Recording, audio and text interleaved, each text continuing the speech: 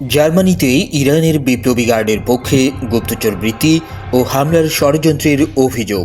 Germany দুই ব্যক্তির বিরুদ্ধে গুরুতর অভিযোগ গঠন করেছে। তাদের বিরুদ্ধে ইরানের ইসলামী বিপ্লবী গার্ড বাহিনী তথা আইআরজিসির পক্ষে গুপ্তচর বৃত্তি, ইহুদি নেতাদের হত্যার পরিকল্পনা এবং ইহুদি স্থাপনায় হামলার ষড়যন্ত্রের অভিযোগ আনা হয়েছে।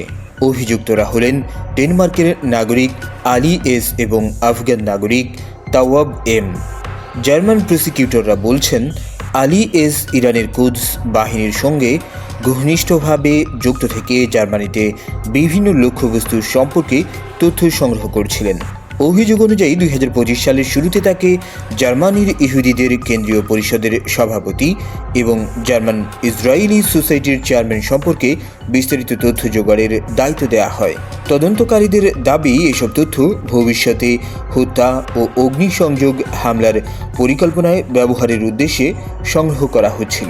প্রসিকিউটররা আরও জানিয়েছেন, আলী এস বার্লিনে বিভিন্ন স্থান পর্যবেক্ষণ করেন এবং হামলার জন্য সহযোগী খোঁজার চেষ্টা চালান। অন্যদিকে 2025 সালের মে মাসে তাওয়াব এম একটি অস্ত্র সংগ্রহের সহায়তার প্রস্তাব দেন, যা জার্মান রাজনীতিবিদ ভলকার বেককে হত্যার উদ্দেশ্যে ব্যবহার করা হতে পারত বলে অভিযোগ উঠেছে।